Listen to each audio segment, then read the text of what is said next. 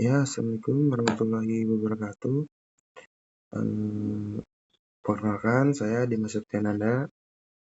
Saya dari perwakilan kelompok 3 tentang PLTU.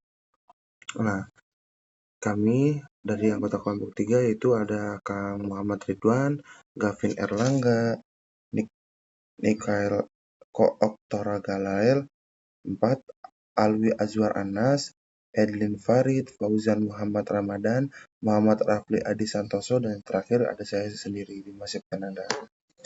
Nah, dan adapun hal yang kita buat itu ada PLTU itu sendiri. Apa itu energi pembangkit listrik tenaga uap? Nah, yaitu PLTU merupakan salah satu sistem pembangkit listrik yang paling banyak digunakan di Indonesia karena mampu menghasilkan daya listrik dalam jumlah besar secara kontinu. Prinsip kerja PLTU didasarkan pada siklus Rankine, yaitu proses konversi energi panas menjadi energi mekanik, dan selanjutnya menjadi energi listrik. Dalam sistem ini, turbin uap berperan sangat penting sebagai komponen utama yang mengubah energi potensial dan kinetik uap menjadi energi mekanik untuk memutar generator. Dan adapun rumusan-rumusan masalahnya itu ada 5. Nah, bagaimana prinsip kerja dan komponen utama dari sistem pembangkit listrik tenaga uap? Dan yang kedua, faktor-faktor apa saja yang mempengaruhi efisiensi turbin uap pada PLTU? Ketiga, apa fungsi turbin uap dalam proses konversi energi pada PLTU? Dan bagaimana cara menghitung efisiensi turbin menggunakan metode input, output, dan kehilangan panas atau heat loss? Bagaimana yang terakhir ada bagaimana hasil analisis efisiensi turbin berdasarkan data atau referensi jurnal, serta langkah apa yang dapat dilakukan untuk meningkatkannya. Dan adapun studi literaturnya itu, nah ini ada yang pertama ada dan ada pun studi literaturnya itu yaitu yang pertama ada judul dan pengarang, metode, hasil, dan kolerasi penelitian. Dan ada pun nomor 1 itu dari jurnal Analisa Efisiensi Turbin Uap PLTU 7,5 MW, yaitu dari Fakhrizal Novansyah, Lutfi Hakim, Diki Nizar Zulfika, yaitu pada tahun 2022. Dan metodenya itu ada data operasi turbin di PT Mega Surya Eratama. Itu di situ ada perhitungan entalpi dan efisiensi memakai steam tap, dan hasilnya itu daya turbin 12.323 kJ per second. Efisiensinya itu berada di kisaran 61,27%. Saat beban turun, efisiensi berubah menjadi 52,4%. Nah, kolerasi penelitiannya itu ada efisiensi menurun seiring penurunan beban. Konsisten dengan studi terdahulu tentang pengaruh tekanan dan suhu uap. Yang kedua, ada efisiensi boiler dan turbin. Efisiensi boiler dan turbin uap PLTU unit 2. PT Semen Tonasa itu Husni Mubarok Mahmudin. Maaf. Berarti di situ ada Husni Mubarok, yang kedua ada Mahmudin, yang ketiga ada Sungkono, yang keempat ada Muhammad Arham, itu pada tahun 2024. Nah, metodenya itu ada pada eksperimen variasi rasio udara bahan bakar dan ekses pengukuran melalui sistem DCS. Nah, hasilnya itu ada efisiensi boiler 73,5%, turbin 74-76%, siklus thermal 45,6%, pada AFR 13,61. Nah, kolerasi penelitian kenaikan AFR menurunkan efisiensi, disarankan optimasi udara pembakaran. Yang ketiga, ada analisa efisiensi turbin pada beban maksimal di PLTU PTX kapasitas 1 kali 60 MW. Itu dari Arfi Rahmat Subuki, yang kedua ada Ega Megawati, dan yang pertama I. Ketut Warsa di tahun 2024. Nah, adapun metodenya itu perhitungan manual dan Excel pada 4 sampelan beban maksimum. Dan hasilnya itu efisiensi rata-rata 85,18%. Nah, yang tertinggi ada pada angka 86,56% pada beban 58 MW. Efisiensi naik. Nah, adapun kolerasi penelitiannya, efisiensi naik seiring peningkatan beban mendukung teori efisiensi optimal pada beban penuh dan sistem regeneratif. Nah, selanjutnya ada prinsip kerja pembangkit listrik tenaga uap.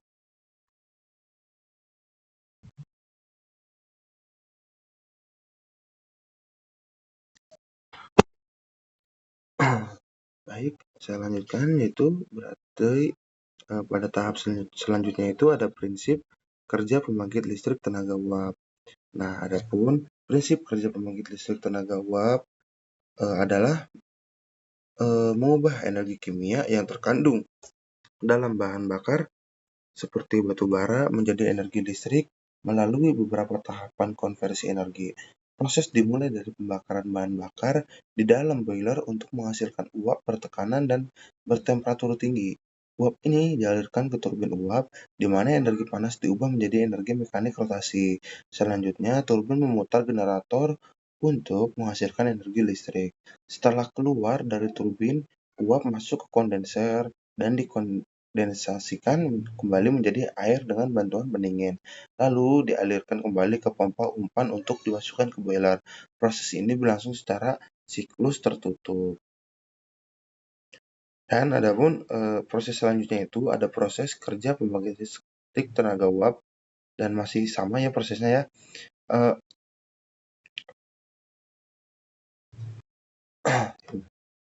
Dan yang pertama ada proses CD. Nah, proses kompresi atau proses kompresi ke isentropik. Fluida berupa air dipompa dari tekanan rendah menuju tekanan tinggi. Yang kedua, ada proses DF atau proses isobarik. Air bertekanan tinggi tersebut masuk ke boiler untuk mengalami proses selanjutnya, yaitu dipanaskan secara isobarik atau tekanan konstan.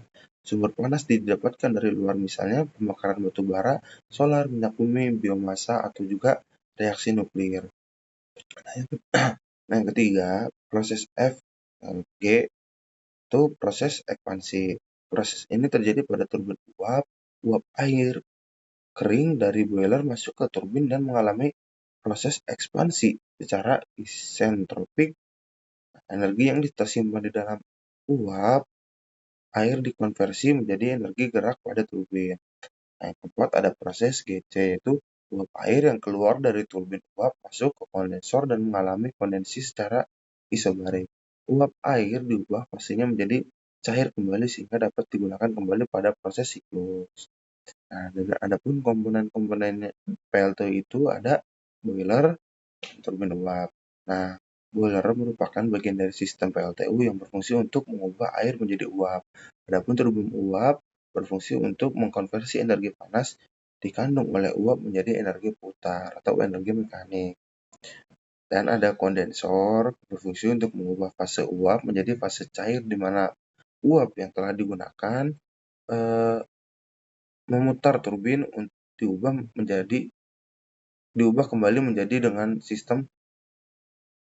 kembali menjadi air dengan sistem kondensasi. Nah, yang keempat ada pompa, berfungsi untuk mengalirkan fluida dari tekanan rendah ke tekanan yang tinggi. Proses selanjutnya itu ada proses konversi energi pada PLTU. Pembangkit listrik tenaga uap PLTU beroperasi dengan prinsip dasar siklus Rankine untuk mengubah energi bahan bakar menjadi daya listrik. Dari bahan bakar menjadi uap panas, itu terjadi di boiler. Kedua, ada dari uap panas menjadi gerak putar, itu terjadi pada turbin uap. Dan ketiga, dari gerak putar menjadi listrik terjadi di generator. Nah, Definisi dan perhitungan efisiensi turbin menurut Boly dan Pido pada tahun 2005 dalam buku Dasar-dasar Pembangkit Listrik Tenaga Uap, efisiensi energi potensial termal yang terkandung dalam uap menjadi energi mekanik rotasi pada poros. Semakin tinggi efisiensi, semakin besar porsi energi uap yang dihasilkan dikonversi menjadi kerja mekanik dan semakin sedikit energi yang hilang akibat gesekan, kebocoran, atau kehilangan panas. Persamaannya dapat ditulis sebagai N sama dengan W aktual per W teoritis dikali 100%, atau dalam bentuk energi spesifik NT sama dengan H1 dikurang H2 per H1 dikurang H2S itu dikali 100%. Dan adapun metode-metodenya itu yaitu metode input output dan metode heat loss. Metode ini merupakan cara paling sederhana untuk menghitung efisiensi turbin, yaitu dengan membandingkan daya keluaran turbin terhadap energi masukan yang diberikan oleh aliran uap. Dan adapun metode heat loss ini memperhitungkan kerugian energi yang terjadi selama proses konversi, termasuk kehilangan panas melalui casing, kebocoran uap, dan gesekan mekanik, persamaan, dan bergeser mekanik. Persamaan dasarnya itu, rumus-rumusnya itu yang warna putih ya, ada NT sama dengan V output per M dalam kurung HI kurang H2 kali 100%.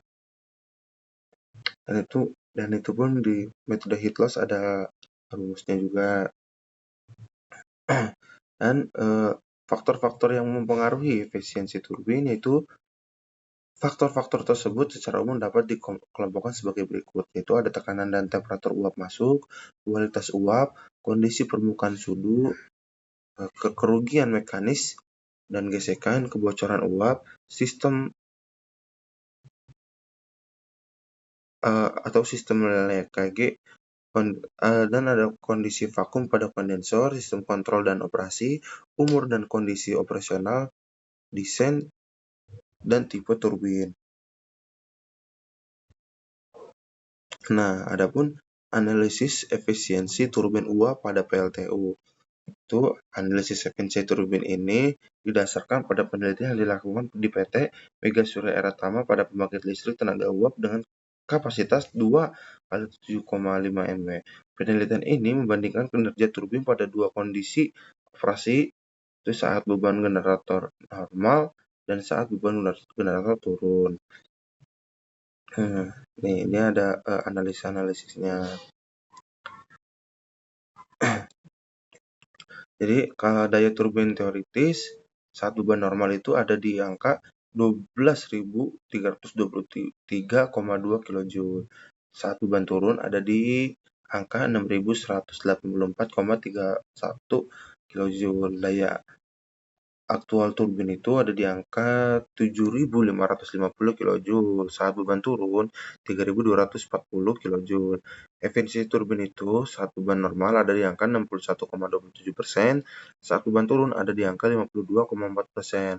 Laju aliran massa uap 14,025 kg per second dan ada saat beban turun 7,1 kg per second. Nah, tekanan Intel itu ada di angka 4,78 MPa jika saat beban turun ada di angka 5,02 MPa. Nah, suhu Intel itu ada di angka 470,91 derajat Celcius, saat beban turun 459,61 derajat Celcius. Nah, adapun selanjutnya ini ada upaya peningkatan efisiensi turbin. Perbaikan instrumentasi melakukan perbaikan sensor-sensor alat instrumentasi agar data yang diperoleh lebih akurat. Perbaikan jalur pipa itu meningkatkan laju aliran massa dengan perbaikan jalur-jalur pipa yang digunakan untuk menyuplai uap ke turbin agar daya turbin meningkat. Pengecekan valve itu melakukan perbaikan dan pengecekan valve, terutama pada isi valve drainage, agar tidak terjadi losses sistem yang menyebabkan penurunan efisiensi turbin, karena valve kurang menutup maksimal ketika turbin beroperasi dalam kondisi normal. Dan kesimpulannya itu ada pembangkit listrik tenaga uap bekerja menggunakan siklus Rankine untuk mengubah energi uap bertekanan tinggi di turbin menjadi energi mekanik, di mana efisiensi turbin sangat dipengaruhi oleh kondisi uap masuk dan kondisi beban operasional yang harus terbukti mengalami penurunan signifikan dari 61,27% menjadi 52,4% saat beban generator turun, sehingga diperlukan perbaikan jalur pipa dan pengecekan valve untuk meningkatkan kinerja. Cukup sekian, terima kasih. Bila ada kata yang salah, mohon dimaafkan. Wabillahi taufiq wal hidayah. Wassalamualaikum warahmatullahi wabarakatuh.